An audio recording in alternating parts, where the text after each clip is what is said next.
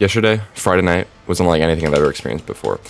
It was full of drinking, partying, gooning, talking, and just having a good time. But to understand everything, first you have to understand who I was with. So I was with my friend, and my friend has just gone through a breakup. And guys, this is never a good thing. Okay, these are always sad, and I'm sure he's glad that I'm talking about it to everyone right now because he definitely gave me permission. But he went through a breakup, and it was one of those relationships where, from an outside looking in, you could tell, I could tell, we could tell, his friends, that this was not a good thing. Okay, he was getting low-key used, because what happened was when they moved away long distance, they broke up, and when you get broken up with, what does that usually mean? It usually means that the other person does not want to be with you anymore. Okay. I know it sounds like rocket science, but it's really that simple. That's what that means. So the issue was obviously emotions. So my boy still had the feelings, okay? And the feelings, well, they're hard to get over, and sometimes they cloud your brain over the logic, right? The love and feelings can make things that are obvious to some foggy to others, and that's exactly what was happening. So because it was Friday, we decided to not buy Ricky's, which is like not 1.5 alcohol volume, and not drink them in my room, because that would be degenerate and that would be illegal because I'm underage. So after we didn't do that, it was like 8 p.m. I'm getting text chased. This is so fun. We decided to go outside, because what do you do after you have a little fun in the dorm? You gotta hit the road, find somewhere to go. So we just check out a local floor of my dorm hall, and we see an open door, and it's my neighbors. It's these two girls that live right next to me, right across. Oops, didn't mean to do that. They live right one door over. So we just head in their room, and I know them, so it wasn't awkward or anything. I already know them because we're neighbors.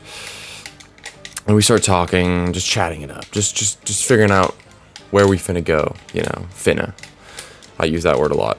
And we just kind of have to figure out where to go.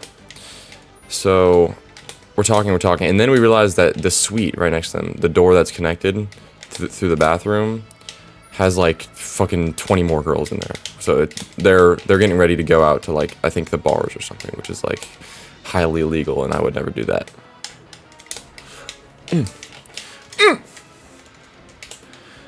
And once I understand that, I'm like, wow, why don't we just go hang out with them? Because, like, I don't know, we need people to hang out with. It's just me and my friend, and we're low-key lonely. We don't have anything to do.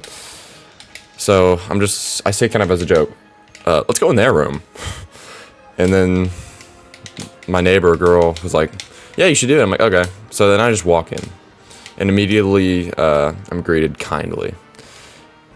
And I start chatting with them. And then they're like, all right, are y'all ready to go? And I'm like, ooh, where are we going, guys? Where are we going? And they say they're deciding between going to a fraternity and a bar. Like, so basically the two best places you always want to go, the fraternity or a bar. Like, that's probably where I want to have my wedding, at one of those two places. So they say, hey, are you coming too? And I'm like, sure, why not? Some of my friends are now part of the gals. We're now with the gals, and we have to head over to fucking wherever we're going. God's land, the fraternity bros house. So we all get in the elevator, and this elevator is fucking packed. Okay, we're drowning in it, basically. Here's some proof.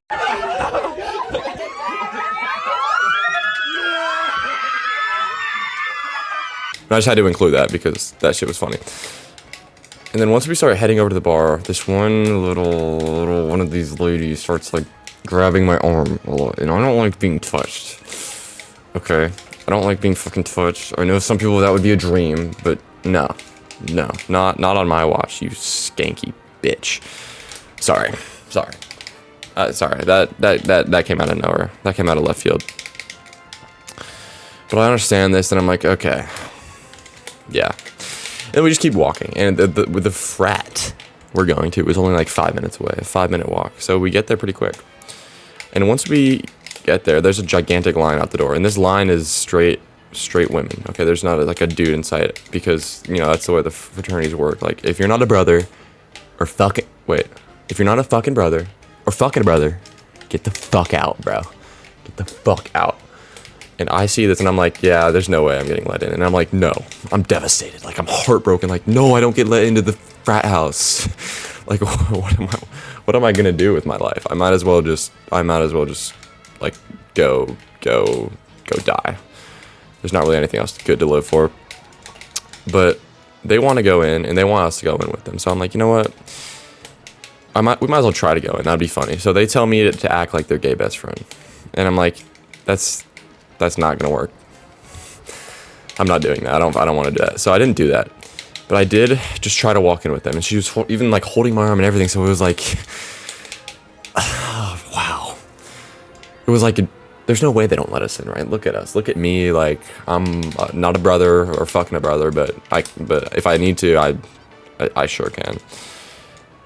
So we get up to the front of the line, and there's this lady that's checking if you have a wristband, because that's how you get in. If you're a guy, I guess. If you're a girl, I think you just get in automatically. She's checking if we have a wristband, and she has like a full security vest on, and she's like 55. And I just think this is funny, because it's like, your job is like the frat bro security at the age of like 50. No, or maybe even 60. She was kind of old, but regardless, she looks at me and she says, "You're not getting in, little bro. Little bro, this is for the big dogs.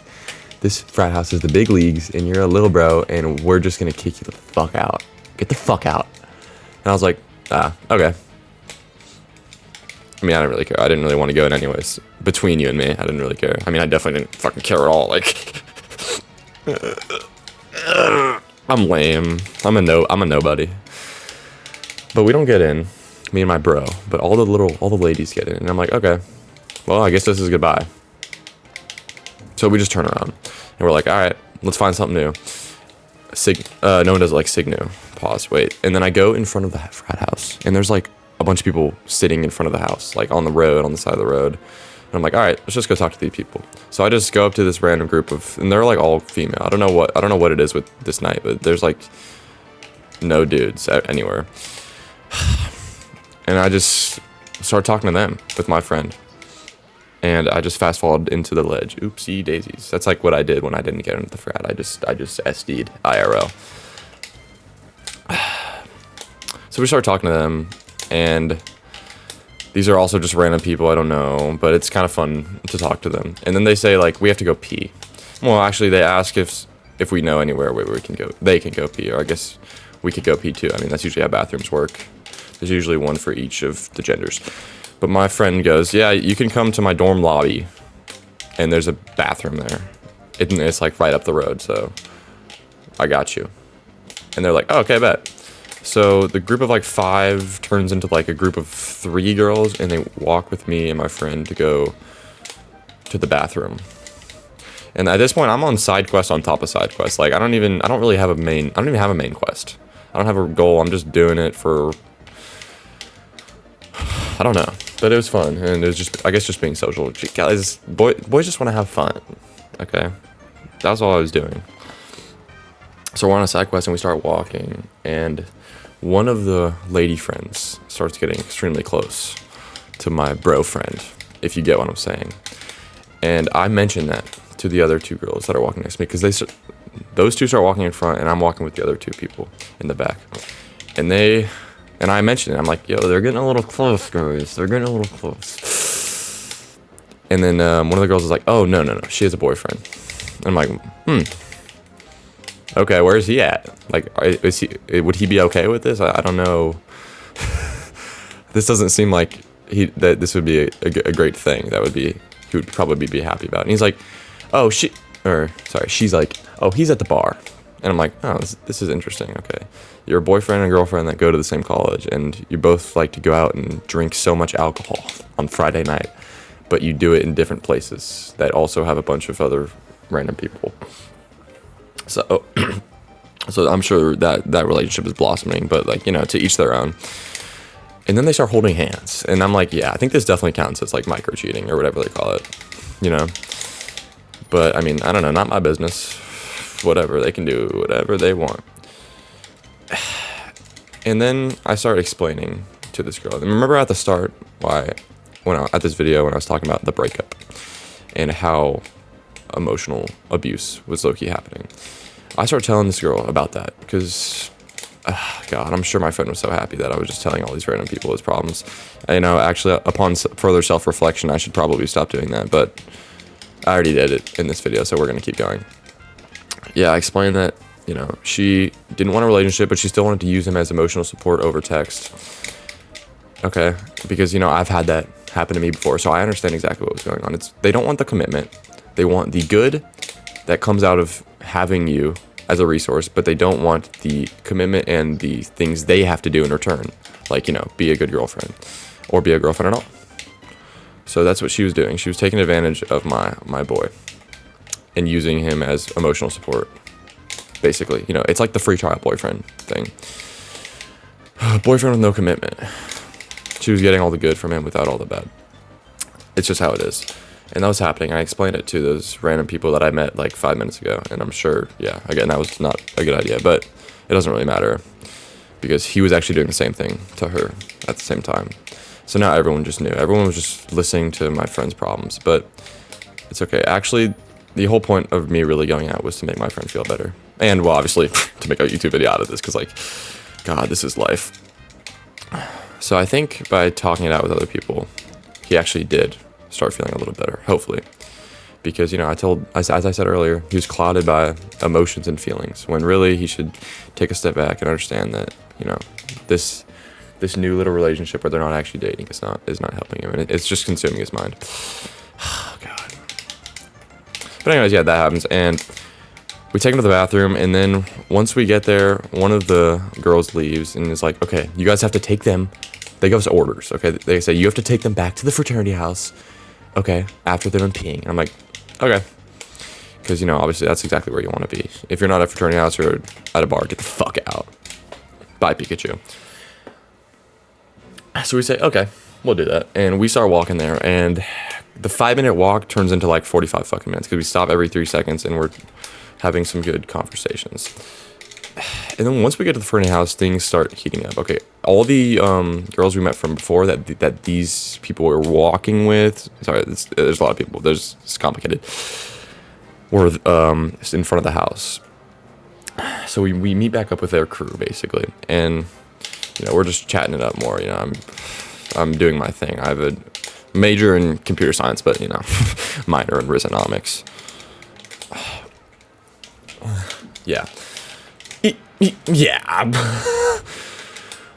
But then a new challenger approaches, and this one is a risky challenger because it is the girl's freaking boyfriend. And guys, my friend and this girl were holding hands and flirting flirtatiously, and now her boyfriend is here in the picture, and I'm pretty sure he saw this. Like, I'm pretty sure he literally saw this and just didn't care.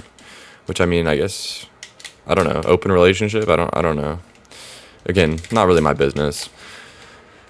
They can do whatever they want, but it was certainly interesting. I was kind of scared. I thought, like, fuck, I don't know. It doesn't like is my friend gonna get beat up? Like, he was, I don't know. Is that what bros do when they find,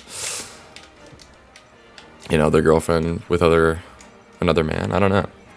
So it was heating up, but he didn't seem to care. Like, he didn't seem to care at all. And honestly, like, he was probably doing the same shit, but reverse the roles, if I'm being completely honest. Because, like, I don't know. What were they doing? And then, well, we're also waiting in front of the same house, and we're just talking to these people. I see 3 of my friends from the haircut business that I was talking about, I think, in another video. That, you know, they were with me when I was doing it in the basement down here. And I started talking to them. I'm like, yeah, you know, I already know these people. So we're just chatting up, and it's just being a great Friday. And we're talking about everything great, and everything is like sunshine and rainbows. But then we decide it's time to head out, because this frat is not fucking lit. Call me crazy, but also we're not even inside of it. So, like, if we were inside of it, like, that would have been a dream. Oh my God, they're so cool. Fuck. So we head out to eat with this new crew. The crew changes like 3,000 times, so it's kind of hard to keep track. And yeah, then we go out to eat, and then we go play pool, and that's basically a wrap. So I think I may have broken up like one relationship and helped my friend get over his. But I have one more thing left to say. That's about the end of the story. A few other details happen, but they're not important. I have one more thing left to say, and that is, guys, talking to girls is so easy, okay? Because you've made it 15 minutes in, let me give you all the sauce, okay? All you have to do is, number one, be yourself, okay? Don't lie, don't be fake, and don't try to be someone else for them, okay? Don't try to turn yourself into what someone else wants, okay? Because that's fucking pointless. It's not gonna get you anywhere. And then number two, Riz advice, guys. I've had like a million girlfriends, trust me. Number two, yeah, you gotta be on the fine line, okay? When it comes to flirting, there's a left side of the line and there's a right side, okay? If you're on the left side, it's like, you're fucking boring. It's like, what is your favorite color? What's your major? Okay, same. Where are you from? Oh, my friend's from there. You know, boring ass fucking conversation. And then on the right side, you have like, being a creep and being weird as shit. So like, if someone said like, oh, what's your major? And you say like, my major is in majoring in you. Oh, actually, that's low-key fire. That's low-key a fire line. Never mind. Let me think of something weirder. My major is like being a creep. Then you're just weird. Okay, and now you've hit too far on the right side of the line. So you have to be in the perfect gray area, and I think that's what we call flirting. Oops. So if you're just not weird enough, but you're also a little risky and a little interesting, then that's how you hit the fine line of being flirtatious and being, honestly, just being charismatic in general. Okay, you need to, and then the other thing is jokes are always important. The best answer to any question is always a joke. Because if someone laughs, like, fuck, you win. You know, you've win. And yeah, I used to have that problem, okay? Because, guys, I used to try to, like, be someone else always whenever I was trying to talk to a girl. I try to, like, be cool and be, like, exactly what I wasn't. And, well, I mean, I am cool as shit. But, like, I would be exactly, like, fake. I'd try to turn myself into something else. And I would think about it really hard. I think about what I should say perfectly. But then I realized if I just say what comes to my mind and, you know, make it a little interesting and make it funny, like, then I can just do that and it works and it's easy. Like, I don't have to think. So that's where I am. But yeah, that emotional shit where they use you is a real problem, because I've had that happen to me. Yes, there was this girl, believe it or not, I had feelings for, and then I think we dated, or no, I know we dated, like, let's be honest, I know. I just had to say I think because, like, to make myself feel better. It was a long time ago, but we dated, and then afterwards we were still gonna be friends, okay? And I was like, yeah, I do want that, because, guys, the feelings didn't go away from me. That's just how it was, okay? I was like, yeah, I want to be friends. And then I realized I would still pick up her calls, answer her text. If she needed anything, I would give it to her. But then anything I needed was not given to me, you know? And I was basically just being used as an emotional support bitch. And she got all the positives from having me around, right? The great person I am, without having to have any commitment or anything that I need from her. And yeah, so that's what's happening to my friend, and I've been through that. And the only way to really get rid of that is to stop talking to them. And I mean, this could go both ways. A man can do this to a woman can do this to a man, a woman can do this to a woman, and all the other vice versas, you know? But the only way to oh, that could have been a crazy slide off shine. The only way to really fix this problem is to stop talking to them and cut them off communication-wise, because especially if you still have the feelings, if you still talk to them every day, like, those feelings aren't just gonna, like, go away, you know? But it's hard because, yeah, you really like this person, you think, but you're clouded by the emotions. And if you take a step back and you look at it from an outside point of view, or you look at it from a point of view, like, months after it's happened, you'll realize, fuck, she was just not even a good person. But that's where it's hard being a nice guy, okay? Because if you're a nice guy, you can't be too nice. That's also what I learned. Guys, I'm a nice fella, okay? I don't do anything mean, usually. I treat people right, but I know. I'm handsome, blue eyes, so sweet, such a good person. handsome, blue eyes. Did I mention blue? Did I mention good looking? But what you have to do is you can't be too nice. Okay, because if you're too nice, what happens is you'll meet people that just take advantage of you. And those people, it's hard, but you have to cut them off, because you have to realize, even if I'm being nice to them, if they're not going to be nice back, if they're not going to give me the same energy, they're not worth my time. And there's a million other people that will give you that same energy and will give you the respect you deserve, whether that's a relationship or whether that's just a friendship or whether that's just anyone in your life. Thank you.